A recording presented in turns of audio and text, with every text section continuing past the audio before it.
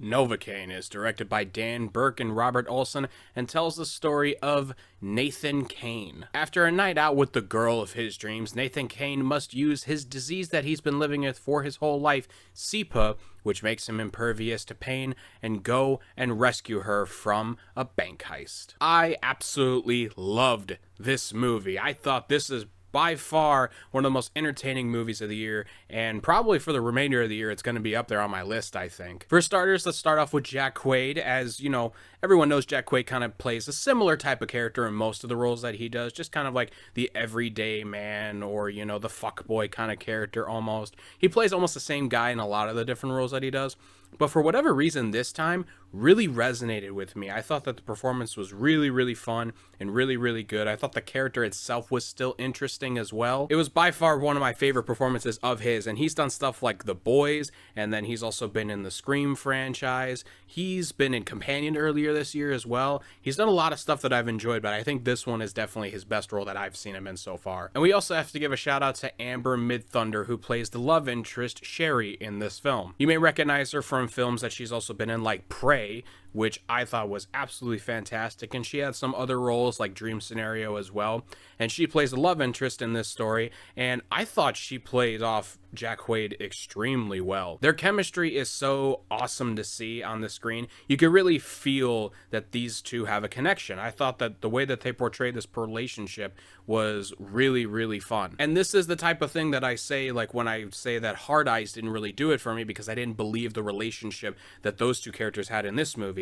This is the complete opposite. I thought that Jack Quaid and Amber really did a great job with making these two characters feel like real people and have a real connection. There's a great bar scene towards the beginning of the movie where it really starts to ramp up their relationship a little bit more. I thought the stuff was fantastic. My only negatives for character-wise stuff is the villains in this movie. They're kind of over the top and a little cheesy in that sense, because while the story obviously is almost 90s action to an extent, you know, where he's just resourceful and like, you know, fighting with all these things, I felt like the characters were a little too over the top at points. There were times where I was just like, why is he kind of acting like this? There's some bad acting that is involved in some of those characters. More importantly, I think Nicholson is actually the best of those villain characters, but he's the guy that does a lot more of the over-top stuff. The other two guys that are in this that are helping him with the bank heist don't really do a great job at points. But their dynamic is fun to see nonetheless. I thought that the way that they bounced off each other was really fun, especially when Jack Quaid gets involved and he starts fighting these characters too. I thought all that stuff was really fun and really awesome to see. Let's get into my favorite part of this film, which happens to be the action in this story. As stated at the beginning, Nathan Kane's disease that he has is SEPA, which makes him mostly impervious to pain, really. So if he gets poked with something, he won't feel it. There's fun ways that they kind of deal with this problem at the beginning of the movie, and then once you get further along in the movie, does it feel a little superhero-esque in the amount of, you know, things that are happening to him and how over the top some of the stuff is? Sure, but the film also understands what it is, and I thought that the creativity that they had with it was the best part. Nevertheless, though, I think that a lot of the fights were really fun and creative, and you get a good dose of it at the first fight that he does when he's in the kitchen and he's fighting off one of the goons that he thinks has captured his girl. And that's just a taste of what's to come. There's so much more down in the movie where you see Nathan Kane kind of going into a tattoo parlor. You see him invading someone's home that's full of booby traps, which feels a little kind of ridiculous to that point. Like, I turned to my friend and I said, this guy built the Temple of Doom. Like, it's kind of crazy. But regardless, the film knows what it is. It knows that the idea of this movie and the reason you're going to watch this movie is because this guy can't feel pain, so we're going to put him in situations that you would say, oh, that would really hurt there, but he just kind of walks it off and kind of makes a snarky joke about it. And that's the other thing too with the script. The script is really well done. There are points in this story where you may roll your eyes and think like, well, how does he know how to do this, or why would he do that? And the film really establishes how this character is operated in his life. It's told throughout the story that he didn't have a lot of friends and he kind of stayed at home a lot, and there's a ton of books in his room, so it's kind of explained that he knows a lot more than he one should. And also with the first aid stuff, it would make sense for him to know a lot about first aid care, because if he's a guy that's on his own and has to take care of wounds and treatments that he wouldn't be able to,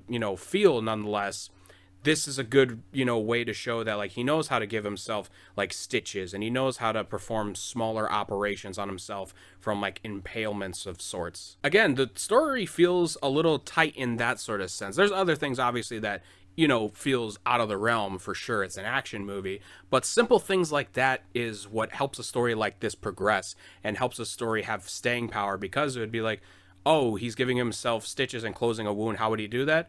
Oh, yeah, that's right. He's looked over first aid kits and he's lived with a disease that would probably be inconvenient at times for him if he didn't know this stuff. There's a lot of the snarky remarks that people throw at each other a lot of the time. So not only is there the physical comedy, which is great, there's also the way that people talk to each other. And it feels way more real in this than, like, if you would say, like, a Marvel movie, for instance. Not to say that Marvel humor isn't funny. There are good things in Marvel movies that are funny. I just find the portrayal of these jokes within the real people a little bit more relatable and realistic than other movies that may portray it. And the only other thing that I found was kind of noteworthy for this movie that I should say is the ending feels a little too long, but not by much. It maybe feels a couple minutes longer than it needs to be.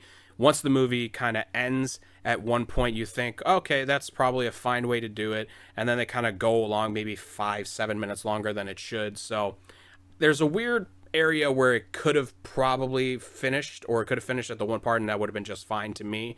But it's not something that overly negates the movie. In the end, I thought Novocaine was a blast. I think it might be my favorite film of the year. I'm not 100% sure yet, but this feels like it's going to be hard to beat, even though there's tons and tons of stuff to do and probably will be beat at some point. But at least for the next, couple weeks and, maybe the next month or so, this is definitely going to be a hard one to beat for sure. I'm going to give Novocaine 4.5 stars.